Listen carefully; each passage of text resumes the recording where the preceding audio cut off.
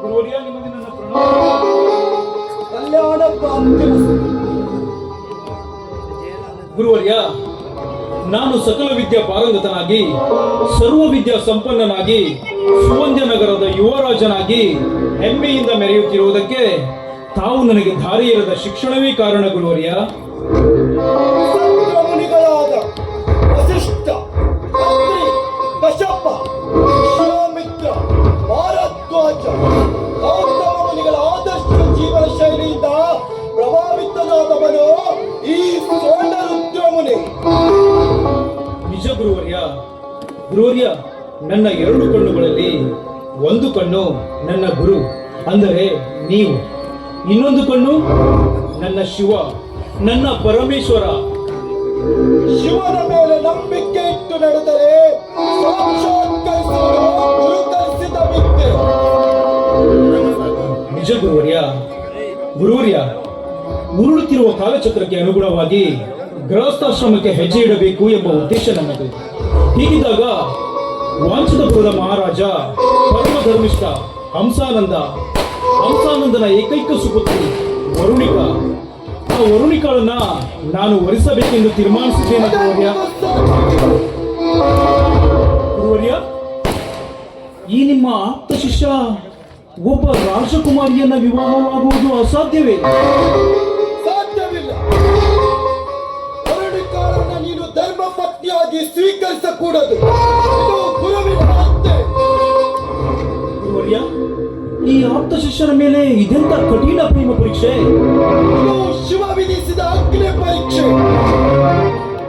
ಹಾಗಾದರೆ ನಾನು ವರುಣಿಕಾಳಿಗೆ ವಂಚನೆ ಮಾಡಲೆ? ಅನಿವಾರ್ಯ. ವರುಣಿಕಾಳನ್ನು ನೀನು ವಿವಾಹವಾದರೆ ಬಾಲಕ ಜಯಂತನಿಗೆ ಮೃತ್ಯು ಖಂಡಿತ. ಗುರುವರ್ಯ, ಇದೆಂತ ಅಪಶಕುನದ ನುಡಿ ಗುರುವರ್ಯ, ಇದೆಂತ ಅಪಶಕುನದ ನುಡಿ.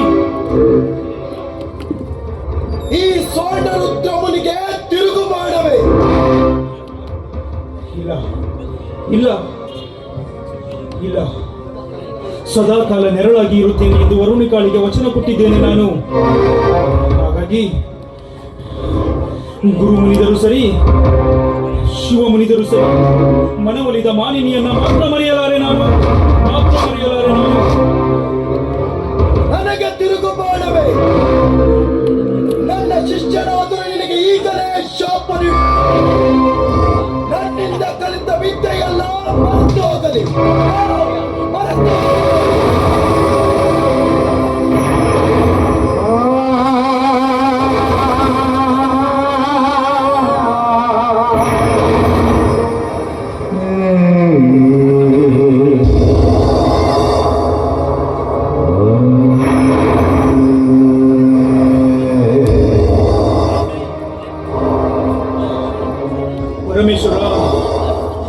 ಪರಮೇಶ್ವರ, ಈ ಅಭಿವಂದ್ಯ ರಾಜವೈಭೋಗದಲ್ಲಿ ಮೆರೆಯುತ್ತಿದ್ದರು ಎಂದಿಗೂ ಕೂಡ ನಿನ್ನ ಸ್ಮರಣೆ ಮಾಡದೆ ಮುಂದೆ ಹೆಜ್ಜೆ ಇಟ್ಟವರಲ್ಲ. ಆದರೆ ಇನ್ನೇಕೆ ಗುರುವರ್ಯ, ಇನ್ನೇಕೆ ಪರಮೇಶ್ವರ ಇಂಥ ಕಠಿಣ ಪ್ರೇಮ ಪರೀಕ್ಷೆ ಮಾಡುತ್ತಿರುವೆ, ಹೀಗೆ ಸತ್ವ ಪರೀಕ್ಷೆ ಮಾಡುತ್ತಿರುವೆ? ಪರಮೇಶ್ವರ, ನನ್ನಿಂದ ನಿನಗಾಗಲಿ ನನ್ನ ಗುರುಗಳಿಗಾಗಲಿ ಅಪಚಾರವಾದರೆ ದಯವಿಟ್ಟು ನನ್ನನ್ನು ಕ್ಷಮಿಸಿಬಿಡು ಪರಮೇಶ್ವರ.